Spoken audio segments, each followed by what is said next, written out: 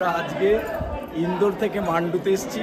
মান্ডুতে এখানে নীলকণ্ঠ মহাদেব আছে, নীলকণ্ঠ মহাদেবের ছবি তুলেছি, আপনাদের সঙ্গে শেয়ার করছি।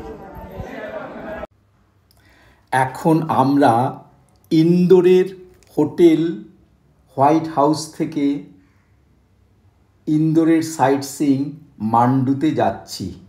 গতকাল আমরা ভোপাল থেকে ইন্দোর চলে আসি। ভোপাল থেকে ইন্দোরের দূরত্ব 255 কিলোমিটার। আসার পথে উজ্জয়িনীতে মহাকালেশ্বর মন্দির ও হরসিদ্ধি মাতা মন্দির দর্শন করে আসি। আমার পরের ভিডিওতে আপনারা এগুলো দেখতে পাবেন।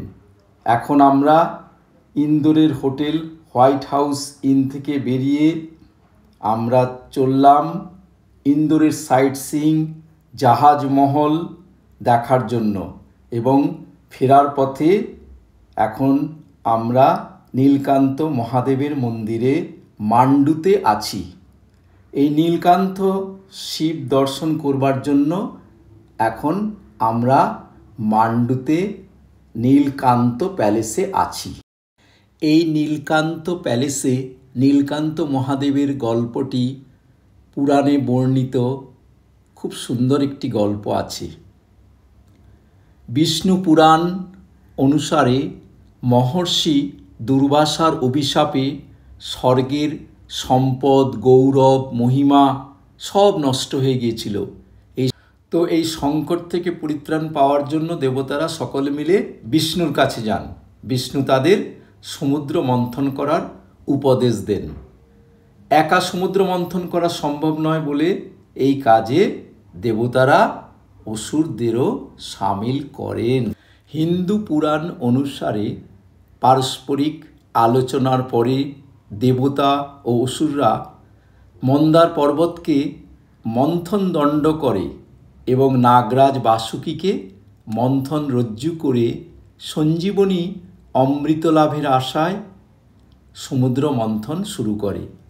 14 প্রকারের বিভিন্ন রত্ন সমুদ্র মন্থন থেকে আহরিত হয় এবং সেগুলো মন্থনকারী দুই পক্ষ দেবতা ও অসুরদের মধ্যে বণ্টিত হয়।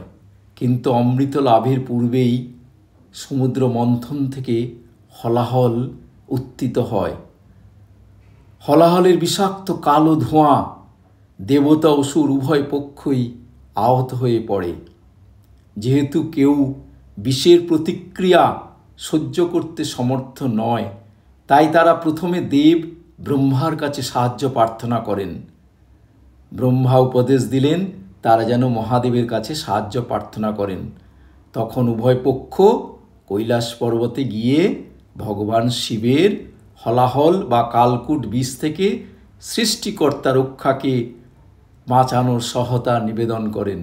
শিব সমস্ত বিষ পান করতে চাইলেন, আত্মা পানও করেন, কিন্তু তার পত্নী দেবী পার্বতী তার স্বামী শিবের গলায় জড়িয়ে ধরলেন যাতে হলাহল শিবের সারা শরীরে ছড়িয়ে না পড়ে। এর ফলে দেবী পার্বতীর আরেক নাম হয় বিষকণ্ঠ। এই বিষের ফলে শিবের কণ্ঠ নীল বর্ণ ধারণ করে, এতে শিবের আরেক নাম হয় নীলকণ্ঠ।